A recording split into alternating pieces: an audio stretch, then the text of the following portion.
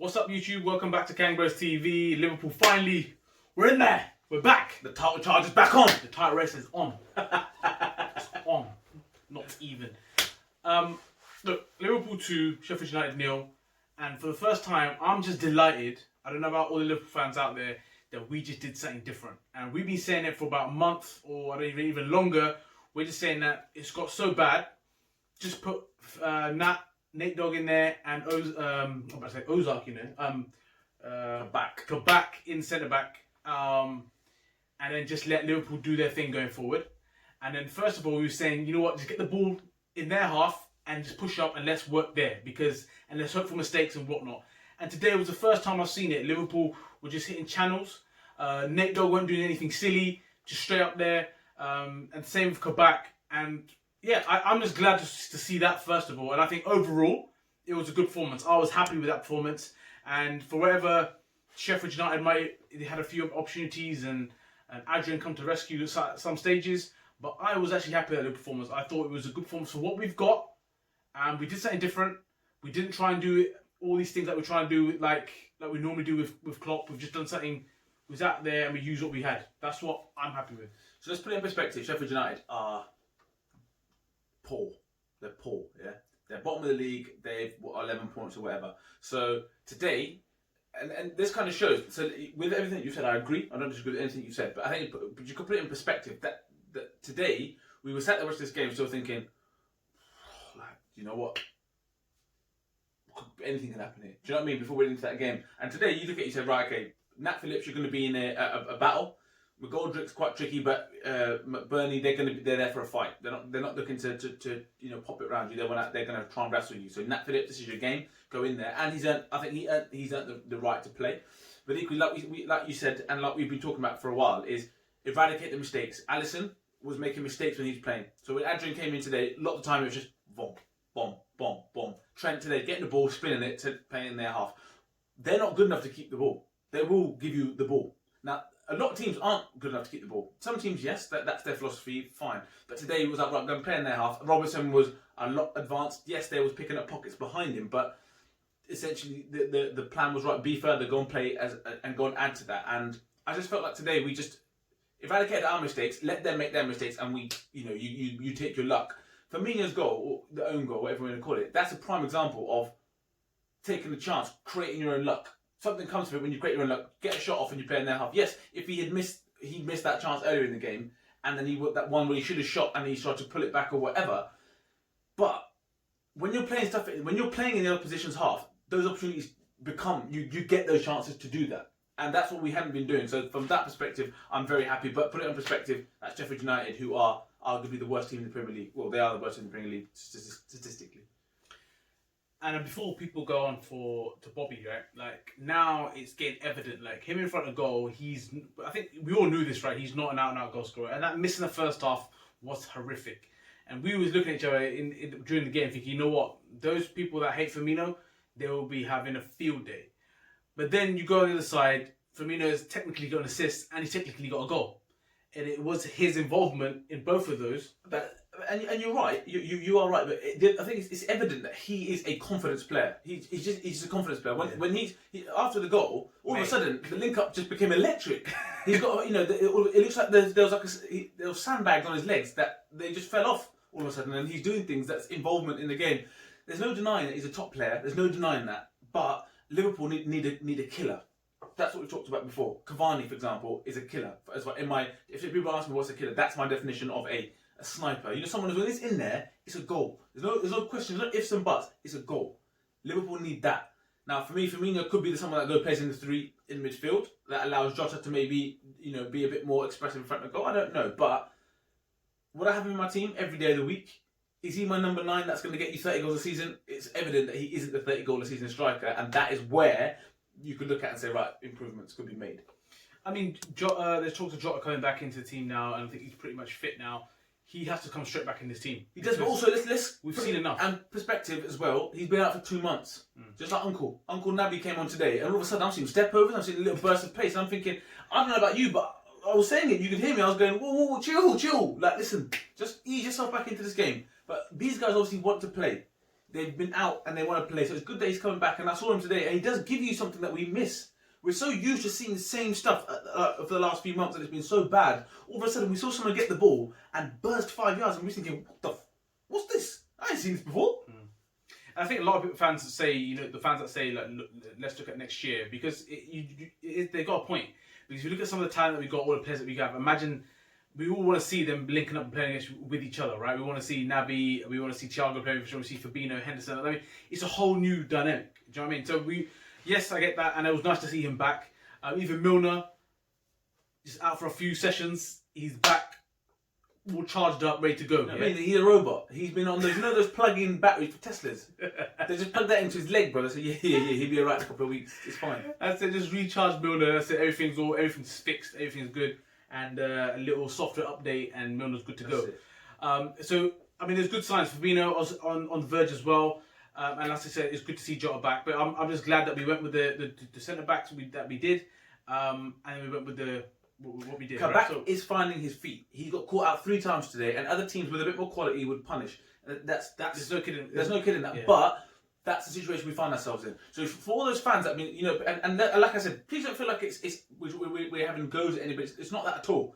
We love the discussion, and it's absolutely fine. But the point we've been trying to make is for a few weeks is that we can't take everything that we've got going on with us as a club. It is bad. I get it. I understand it is bad. I know that other people are saying that you lot are just, you're not looking at... Yes, we are looking at where we are as a team. We know that. But the point we're trying to make for weeks is, what can we do differently with what we've got at your disposal? And that is playing in the other team's half, the opposition's half. Letting them make the mistakes. Taking risks. Stop taking risks in bad places. The guys that are feeling under pressure, keep them out of the equation. Flip it in that. So that's something different. That's what we've been talking about. Yes, we don't want to see Liverpool finish 10th. Of course we don't. But what is it that can they do to stop them from doing that? And that's what we've been saying. And today was finally something we could see that was like, okay, yes, this is different now. Slightly different. Yeah. Like, if you look at Adrian as a goalkeeper, he's just as risky. When you put him in there, we're all shitting ourselves, to be honest. And it's the exact same thing with the centre-backs now, right? But having said that, Nate Dogg, my man of the match. I know we're skipping it, but he was my man of the match today. Yes, he got caught once or twice maybe when he's gone in and like maybe overcommitted. Yes, he could have probably done slightly different decisions and stuff, but boom, Marshall in the air, free kicks. I'm seeing him organising people saying get up. I'm like, yes. If you're going to start giving next man a go at centre back, give the centre back a go at centre back. He looks much better than Reece Williams. Clearly, he actually looks better than Kabak to me. He puts his body about. Like, who did he knock out? Was McBurney. McBurney was all over the gaff. Yeah?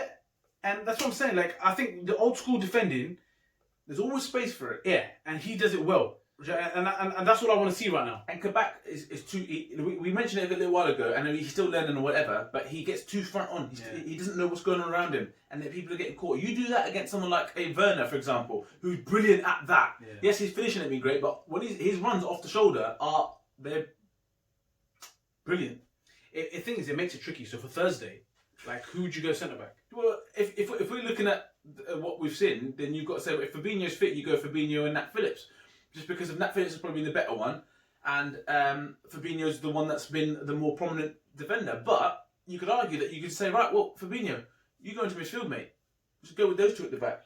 I don't know. But that's what I'm saying. It's a really tough one. And I think I agree with your first initial point. I think it would have to be Fabinho and Nate Dogg in centre back, and then from there on we'll see what we go on. But I would love to see that. If I see Fabinho in midfield and we go with the risk of putting them into back, I'll still be happy with that. The other thing I want to point out is today's game. Curtis Jones, right? We've talked about all the other things. Curtis Jones scored a goal, and he was involved in things that we've done today. They showed a highlight package at the end of why he's man of the match. I looked at the highlights reel and I thought to myself, these are terrible clips. He actually hasn't actually done amazing things that you're trying to pick clips from. But what he did do was, he took his goal very, very well. He took that goal brilliantly, right? He does hold on to the ball for that slight second too long. But and we've said it so many times, and he does make bad decisions at times. He's young, I get that. But one thing you cannot deny of Curtis Jones is that he's got cojones, and he wants to be involved, and he wants to make an impact. And that is probably the one thing that has grown on me most about Curtis Jones. That the fact that I love seeing the fact that he doesn't get fazed by mistakes. When I saw the ball flick back from Bobby Festival as well, and I don't think a lot of people even acknowledge that flick from Bobby. I know it may have deflected and whatnot, but the audacity to try that flick, it paid off. But when the ball was rebounding off, I was thinking of who I wanted to land to. It was probably him, believe it or not. Thiago for me. That's what I didn't want Genie. I didn't want the Genie at the end of that. Do you know what I mean? When I saw Curtis on there, I felt confident that he could put this away, and he did. And like you said, the composure to take that goal, very, very good. And I think, as you said, we always bang on about his cojones and how he takes games. Stuff for the neck. And he's 20. He's 20. Like I said, I've made my opinions clear, but credit where credit's due, and credit is due there. He does stuff in games that frustrate me and infuriate you, but he's 20. So, you're hoping that's going to be something that comes with time, but the fact that he just don't back down from any situation, I love that. I do love that. Yeah, so you mentioned the man of the match already. The other thing you wanted to mention was the Mane thing. Yeah, I'm like I said, I don't want to keep talking about officials, but like I said, I'm not saying it because we're losing or anything like that. They won today. Liverpool won the game today. But I'm sorry, yeah, but I'm sick to death of hearing Andy Hinchcliffe, yeah? That's when you know Sky Sports are strugs. The commentators are strugs. You're bringing in Andy Hinchcliffe. Who's Andy Hinchcliffe? Some people in today's generation will be like, who the buck is Andy Hinchcliffe? Yeah? Talking mess in my ear. Because you're talking about, at one point when that mate, Ampadu made a tackle, missed the ball, and his clips out Mane's leg. Now, why is that not a penalty then? We'll give the penalty. Because he clipped his leg and the ball's gone. The other commentator's got, well, if he goes down, there's contact, it's a penalty. Andy Hinchcliffe has the audacity to say, well, there isn't enough contact for him to. He's thought about it and he's decided not to go down, and that's good. That's good to see. It's really good. Well then, okay. So what you're saying is then it is a penalty. It is a penalty. You're going to get a penalty if you go down. But I'm glad he didn't go down because he's being honest. He's being honest. Being honest. What did he get for being honest? He's got other teams do it left, right, centre. And I go back to Brighton, Liverpool versus Brighton. Danny Welbeck. So what's the difference?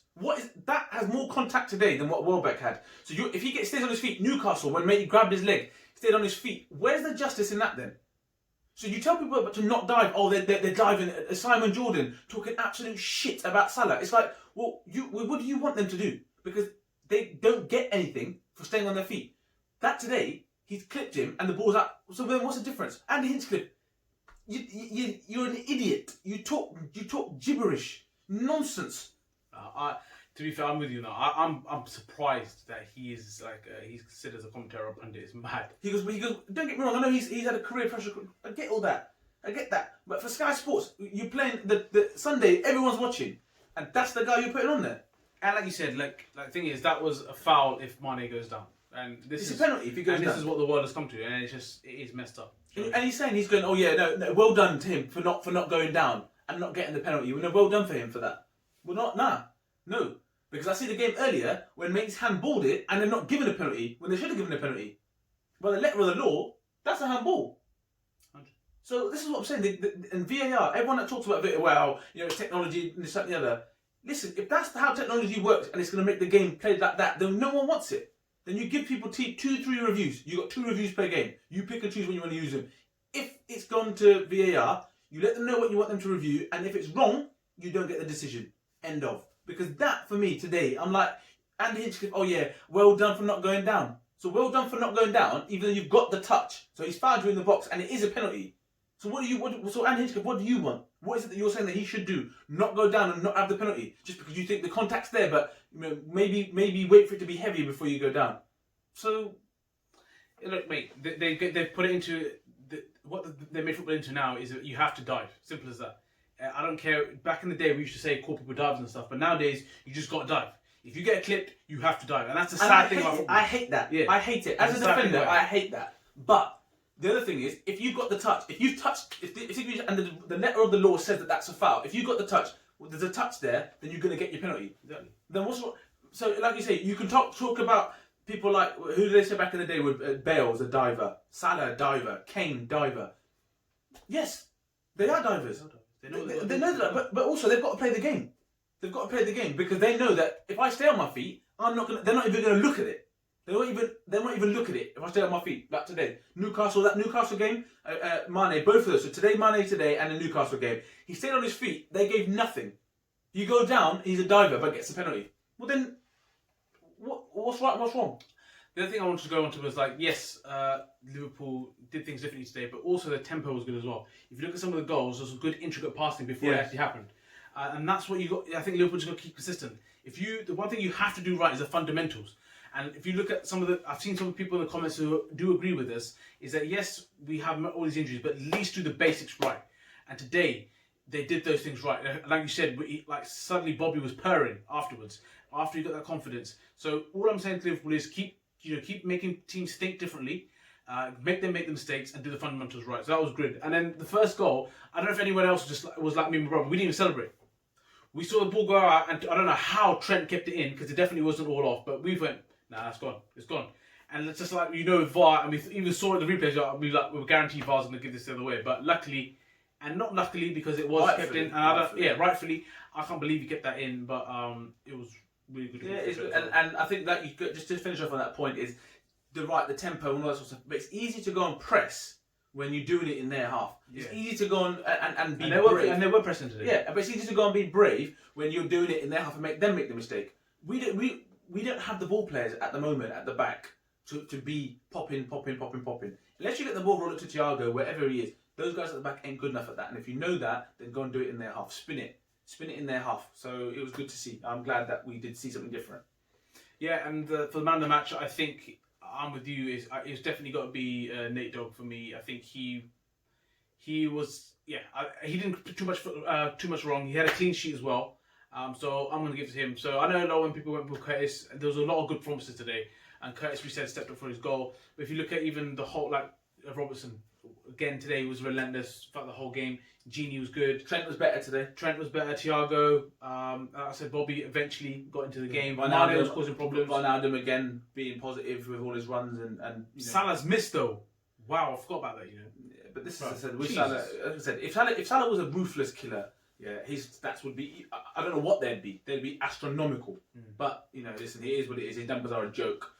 3 points, and big game coming up now against Chelsea. But this was a time. This is a game that we had to win. Because if we didn't win this one, then I wouldn't know what to expect.